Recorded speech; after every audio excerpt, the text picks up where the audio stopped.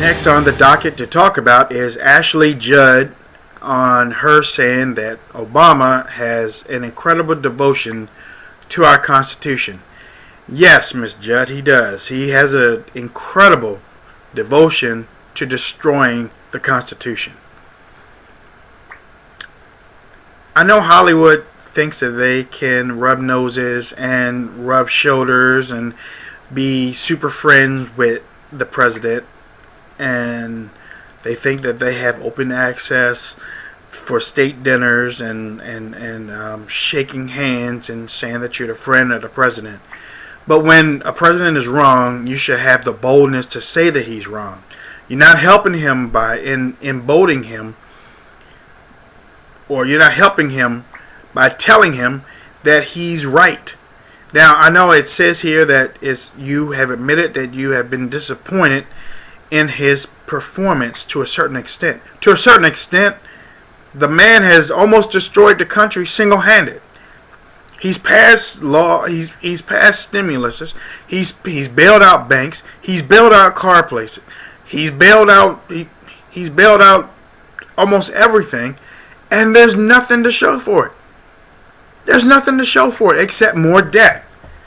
Now, I know you live in your little house or your large house that probably doesn't have any glasses in it. But maybe if you stepped outside your rich house and looked at America, then you would see that we are struggling. We're falling. And for you to get on NBC, the president's station, and take the side of the president for expediency, that's wrong, Miss Judd. That's wrong. I understand you have made some okay pictures in your career. To a certain extent, I think that some of them were great. But I'm disappointed in your performance in backing the president, saying that he is a powerful leader. He's not. He stands on the sidelines. He doesn't say anything. And then when he finally does say anything, it doesn't have any weight to it.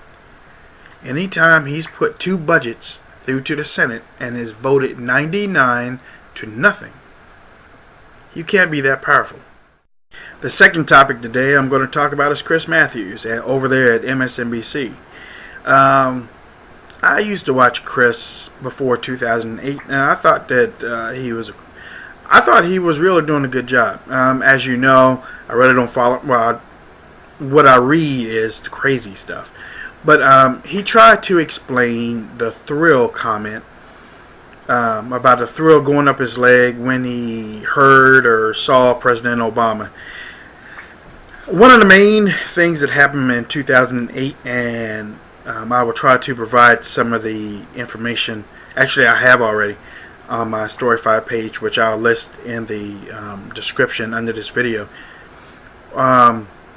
Chris Matthews ran with a lie during the 2008 election that really catapulted President Obama in the South. Bill Clinton, during a town hall meeting, was talking about President Obama. Not having the right papers, or not whatever he had on his website. He took it down during the election. Former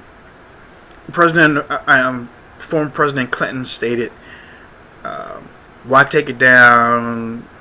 He's trying to pull wool over your eyes because he was for this when he says he's against it. This is the biggest fairy tale I've ever seen in my life." Well, Chris Matthews went on to the station at MSNBC and made that statement into a racist tone.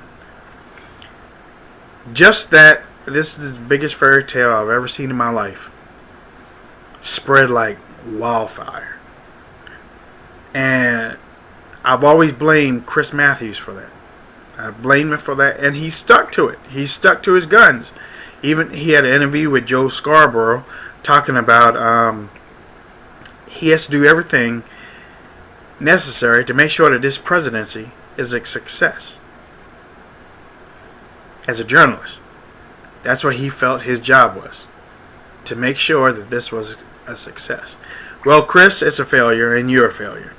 Not only have you sided with the people that have destroyed this or tried to destroy this country, you have also helped the demise of MSNBC. Not that a whole lot of people were watching it in the first place, but you've taken a few that were watching it and you've turned them into, I don't know, Nickelodeon watchers. The thrill going up the leg is something probably that most men wouldn't say about another man in politics. That was crazy for you to say it, and for you to defend it is even crazier. What I think is, you need to be retired. You need to sit down and go back. Well, go back to Philadelphia. Yeah, there you go. Go back to Pennsylvania, work in the steel mills, or just sit in the park and play checkers, because your toxic attitude of racism has hurt MSNBC brand and has carried on after the death. Tim Russert. You weren't like this when Tim Russert was around, but when he died, you changed. For that, I think that I don't have a thrill going up my leg when I say your name, but I have a thrill going in my finger. Trigger finger. No, I'm kidding. You need to, MSNBC needs to let go of you. So at least you have some time, some space to really think about the mistakes that you have made in siding with this candidate or this president that has destroyed this country.